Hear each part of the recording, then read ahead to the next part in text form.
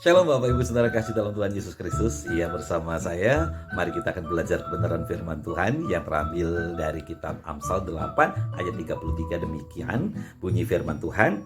Saya akan bacakan buat saudara.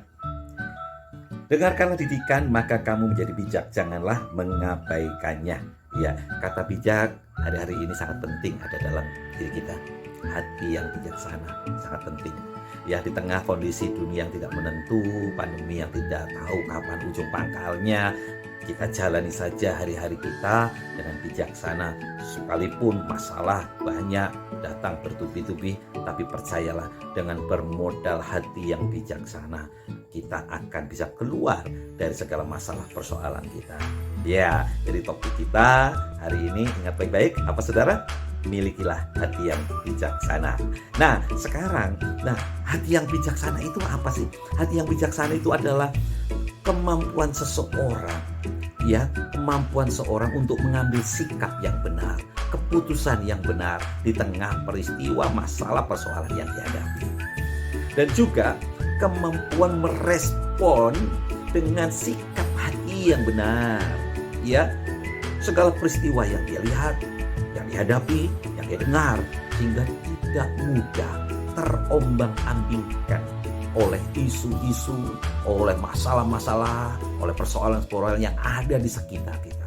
Sehingga kalau kita terhanyut, ya, di dalam alur kehidupan dunia ini, maka bisa-bisa kita akan semakin menjauh dari Tuhan. Ya, Bapak Ibu, sesulit apapun masalah yang ada di sekitar kita atau yang sedang kita hadapi, ingat, milikilah hati yang bijaksana. Ciri-ciri hati yang bijaksana antara lain apa ya? Kita lihat di dalam kitab Efesus, pendekatannya gini. Ya, ini jelas sekali.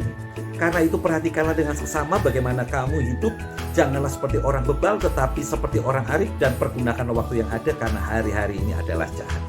Ya, orang yang bijaksana salah satunya adalah kemampuan dia dalam memperhatikan dengan sesama sikap hidup, perilaku, kehidupannya dalam sehari-hari. Ya, tidak seperti orang bebal tetapi seperti orang arif.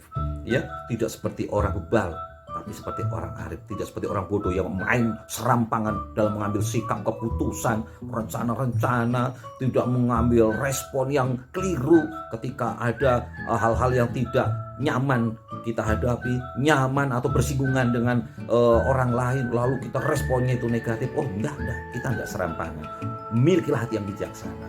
Nah, sekarang bagaimana cara kita mendapatkan hati yang bijaksana? Amsal pasal 9 ayat 10 bunyinya begini.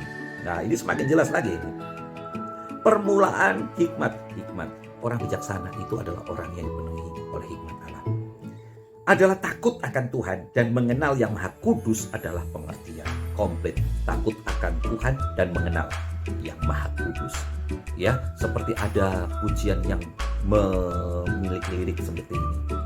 Ajak kami Tuhan menghitung hari-hari, agar kami beroleh hati bijaksana. Miliklah hati bijaksana dengan cara takut akan Tuhan, mengenal yang Maha Kudus. Gak ada solusi yang paling jitu untuk kita bisa menjadi pribadi yang bijaksana.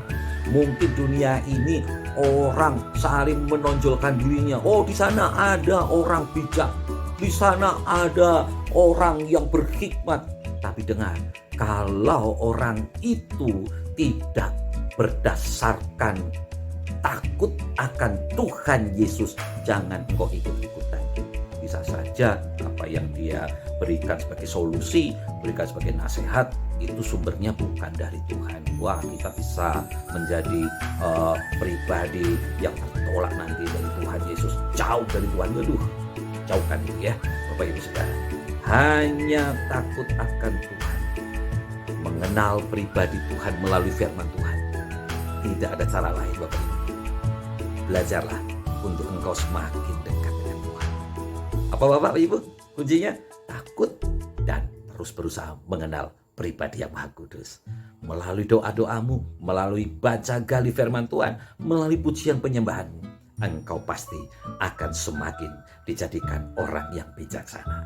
Sekali lagi, apapun kesibukanmu, apapun padatnya dan banyaknya pekerjaan yang engkau sedang hadapi saat ini, seberapapun peliknya masalah persoalan, jangan engkau keluar dari koridor Allah. Takutlah akan Tuhan, senantiasalah untuk mengejar perkenanan Tuhan dengan mengenal pribadi Allah yang Maha Kudus, seturut dengan firman-Nya. Tuhan Yesus memberkati. Shalom.